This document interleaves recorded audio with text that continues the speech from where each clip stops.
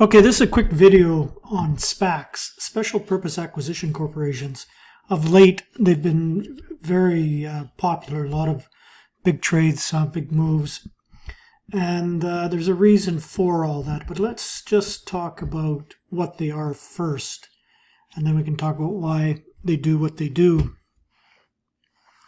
Really, I mean, to me, the SPACs now are what in the olden days used to be pump and dumps, penny stock pump and dumps. Now it's just with a lot more money, and but exactly the same modus operandi. Because in the olden days we used to put together shell corporations, and well, they were small businesses, and then the business would fail.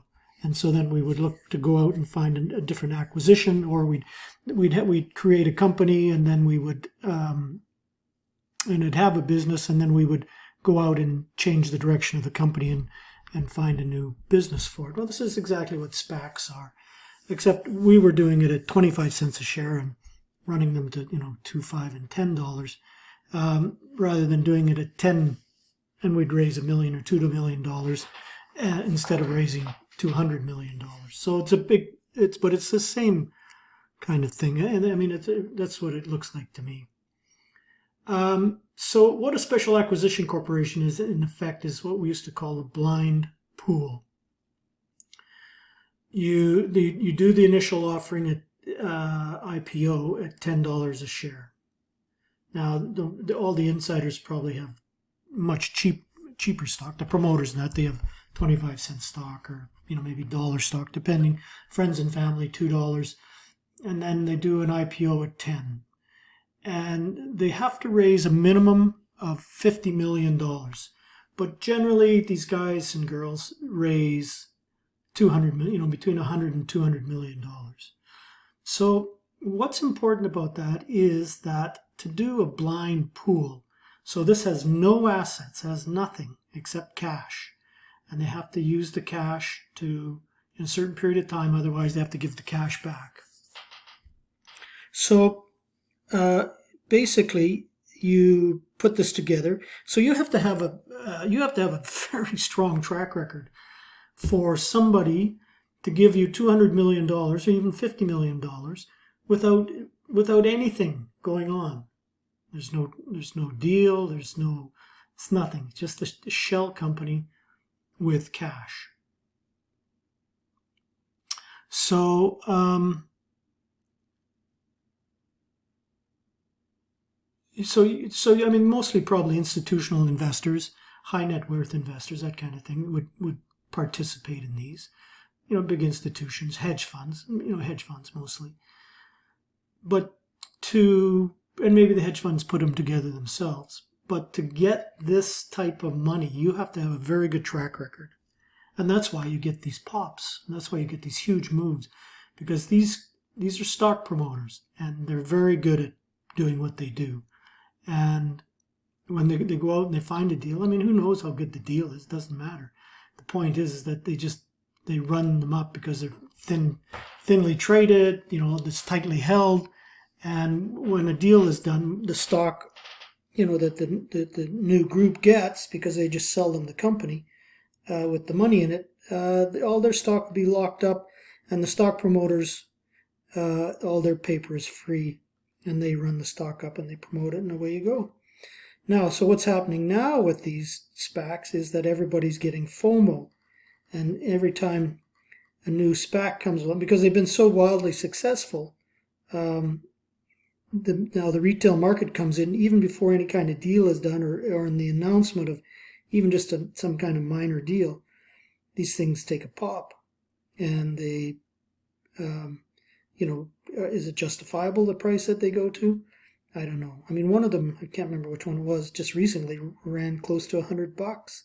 I think it was BTNK. This, I think, was an original BTNX. No. BNTX.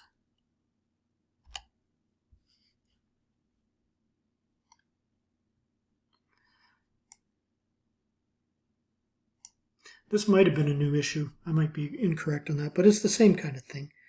They did a deal, and into this BTNX Corona, the Corona deal with Pfizer, and off it ran to $100. So these boys and girls are playing in the big mark. I mean, this is the big sandbox. You have to be very good to be able to participate in this sandbox from the outset. I mean, retail buyers like us, it's different. We can buy and sell anything we want. But to make these hedge funds, they put in 50 million into a deal like this, or 20 million. They want to make sure that whoever they're backing knows what they're doing. So a few of them that we've been trading or watching, SPAQ.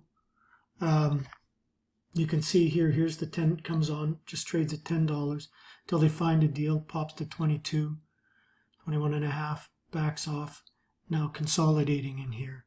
One that was alerted today by Dixie, TRNE, here, done at 10. Some of them times they sell off when maybe a deal doesn't go through, was anticipation of a deal doesn't go through, comes back, pops, there's the inside information going out that we're going to do a deal, it doesn't get announced, and then boom, off it goes. You can see this is where the deal gets announced and away it runs, TRNE.